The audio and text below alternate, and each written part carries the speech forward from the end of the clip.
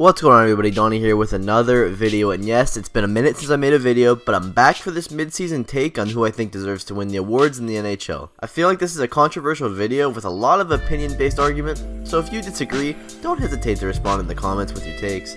Let's get into the video. First, we have the Jack Adams.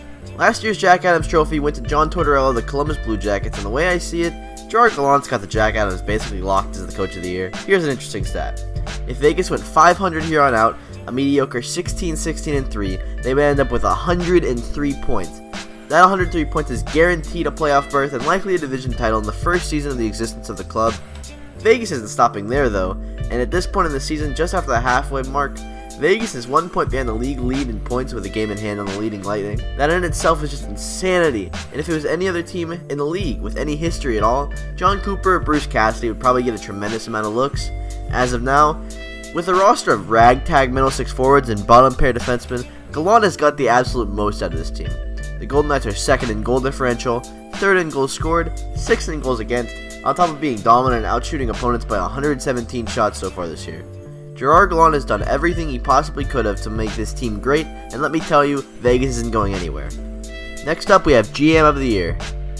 So the GM of the Year, I wasn't sure if I wanted to give it to the obvious choice, but I decided to pass over guys like Steve Yzerman in Tampa and Jim Nill from Dallas to give the GM of the Year award to another Vegas member, George McPhee.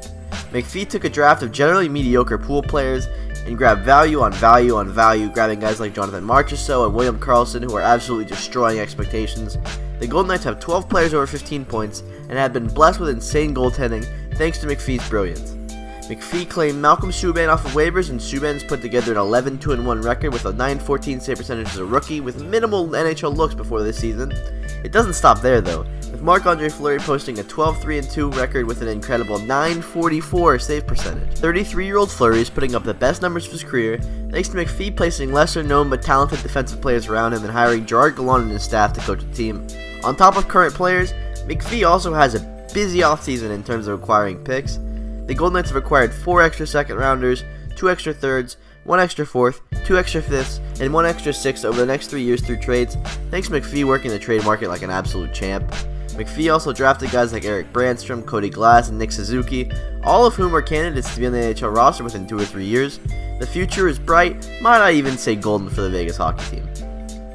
Next up, we have the Masterton, and that's going to Brian Boyle. The Midseason trophy is awarded to the player who exemplifies the quality of perseverance, sportsmanship, and dedication to ice hockey.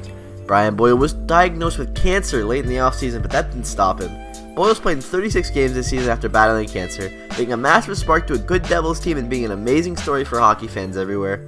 I don't see anyone that has a dedication to the sport like Boyle does, surviving cancer and tearing down walls to show us what true dedication and perseverance really is. Next up, we have the Calder. The Calder's between 2 players at this point, Matthew Barzal of the Islanders or Brock Besser of the Canucks. Basically, Barzal's been an absolute spark plug to the Islanders all season long, putting up 16 goals and 34 assists in 49 games, and currently leading the NHL in rookie points. A close second, Besser's played 4 less games and has 24 goals and 19 assists over those 45 games. I can see the award going to either of these two, and if one cools down, the other's likely going to step in and take over as the leader. As of now, Barzal's the mid-season winner because of the consistently great performances he's put up for the Islanders, providing an ability and skill that's almost unmatched around the league. Next up, we have the Norris. The way I see it, John Klingberg's putting up one of the most underrated seasons of anyone ever to play a professional game of hockey. Simple as that. Klingberg has 48 points in 49 games as a defenseman, which leads the Stars in points when they have stars like Jamie Benn, Alexander Radulov, and Tyler Seguin on the roster. That in itself should show you just how good Klingberg has been. And it's not just that. Klingberg's been on the ice for the most goals out of anyone in the entire league with 48, while also contributing to a .931 save percentage from his goaltenders when he's on the ice. On top of this, Klingberg's clearly outperformed competitors. John Karlsson has 6 goals and 31 assists at this point, which is an unreal season as is, but it's just not on the level of Klingberg, who has 11 more points and is almost a point per game. Klingberg's tremendous offensive ability has made the Stars one of the best teams in the West, and they'll likely compete to win the Central along with the Jets, Preds, and Blues. Klingberg gets my Norris vote 110%, no questions asked. So, next up we have the Selke. The Selke's tough. There are 2 competitors that I think have run away with the voting board, and I don't see anybody else really coming close. The first one is going to be Anze Kopitar. Kopitar's been absolutely incredible defensively this year, being the top forward in the league's best penalty kill unit, allowing the least goals of any forward over 100 time on ice on the penalty kill, on top of just being a very successful, talented defensive forward. Kopitar is on the ice for significantly more defensive faceoffs than most players as is, which should doom him, but he still produces more high-quality offensive chances than allowed, and has contributed to his goalie's .936 save percentage when he's on the ice. Those are pretty impressive numbers if you ask me. But other than that, we got Patrice Bergeron, who's got his own case too. Bergeron's been on the ice for just 10 goals allowed at even strength this year, a true testament to his defensive ability. While Bergeron's on the ice at 5v5, his goaltender has a whopping .961 save percentage. That's really impressive for any player, it's just one of the many reasons the Bruins have been so good this year. On top of that, Bergeron's been on the ice for just 8 goals allowed in the PK this year, which is up from last year, but still very good. Their PK save percentage is down about 6% from last year, which is one of the cases against Bergeron, but I think these numbers are still well above league average in terms of success. All in all, I think Bergeron will get the nod, as his performance at even strength has just been incredible and will likely continue on to being one of the best seasons defensively he's ever had. Bergeron's the heart and soul of the Bruins, and with all the numbers on top of the Bruins' wonderful performance this year, I think Bergeron barely edges out Kopitar. Next up we have the Ted Lindsay. The Ted Lindsay Award and the Hart winner will not be the same this year, with the Ted Lindsay going to Nikita Kucherov. Kucherov is leading the NHL in points, including an incredible 24 even strength goals, that's the best in the league this year, as well as just doing it all. Kucherov is on one of the most potent lines in the league and has constantly produced since opening night. With 27 goals and 34 assists through 48 games, Kucherov is on pace for 104 points, including having a slight chance at a 50-goal season, which would shock nobody with the way he's been playing. Kucherov's performance is one of the main reasons why the Lightning are so good this year, setting them straight to the front of the contender list.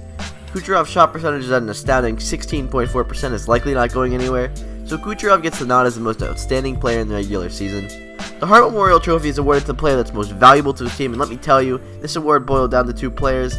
One of them was Claude Giroux of the Flyers. Giroux has quietly put together a 56-point season, including a whopping 42 assists, and has led the Flyers to a much improved season from the previous year, where they were one of the worst in the league. Will Giroux get the award? Probably not, because I can't will myself to give it to anyone but the rightful winner, which is Nathan MacKinnon. As of now, Nathan MacKinnon leads the league in points per game and has brought an Avalanche team which was one of the worst in league history last season to a playoff spot as I make this video, with the Avalanche sitting in the wildcard 2 spot with a ton of hockey left to play. Without MacKinnon, the Avalanche likely fight for the top pick of the draft. MacKinnon has 60 points and with 24 goals ranks in top 10 of the league, doing this all constantly against opposing teams' top pairing defensemen with forwards around him that before this year didn't really get the looks as top line forwards at all. MacKinnon has helped Mikko Rantanen shoot into stardom too, making his line mates more potent and even better, and helping the Avalanche go on a tremendous win streak that has made the hockey world really realize just how good he's been. Easy answer, MacKinnon for the Hart. Now, the Vezina is the hardest award to pick this year, I'd say, with multiple goalies being tremendous right out of the gate and through about 50 games. First, I'll start with my honorable mentions. First off is Marc-Andre Fleury. Fleury probably won't have enough games played to be really argued, but he would have to start 29 of the last 36 to hit 45 starts. But the guy's got a .946 through 16 games and is a prime example of why Vegas is so good. Without Fleury, is Vegas anywhere near the top of the league? The answer is probably not. Another non-winner who deserves a ton of shine, Henrik Lundqvist. Lundqvist's been very positive in terms of goals for versus goals against this year, providing a team that's instability is shockingly prevalent with a consistency that nobody else can match. Lundqvist is top 5 in goals saved above average, top 5 in quality starts of any goalie in the league, as well as being the league leader in points directly attributed to goalie performance. Lundqvist is having a tremendous year, and is frankly the only reason the Rangers aren't a bottom 10 team in the league. Now, the final 2 is tough. It's between 2 very, very deserving candidates, but finishing second is going to be Connor Hellebuyck. Hellebuyck's had a .924 save percentage while bringing the Jets to the top of the league, currently leading the strongest division in hockey in the Central. The Jets are 17-3-1, thanks to Hellebuyck being incredibly good in net, allowing this Winnipeg team that was an afterthought for years prior to shoot into the conversation as a potential contender in the league. That's crazy. With all the goalie troubles Winnipeg has had until now, Hellebuyck is the goalie of the future and just barely misses out on winning the Vezina this year. So who does win the Vezina? That's going to be Andre Vasilevsky. There's no questioning how good he has been consistently, putting up a .930 while winning 28 of his 40 games and leading the Lightning to a top spot in the league as of now. Vasilevsky is far and away the best in the league in terms of goals saved above average, and he has an astounding 7 shutouts this year, with the next close being Hellebuyck, Bobrovsky, and Bishop with 4. The way I see it, Vasilevsky's 23 and is going to win the Vezina and will likely be thrust into big-time action in the playoffs, with the Lightning likely being the favorite to win it all this season. I spent a lot of time doing my research and making graphics so I could put together a good video. I wouldn't expect too many videos out of me, but maybe a few in the couple weeks before I head off on vacation for an early spring break. Make sure to click like and share this video with your friends, and please subscribe if you haven't already. This has been Donnie. Have a lovely rest of your day, and I'll see you all later. With the purist, I made 100,000, then I freaked it. I made 500.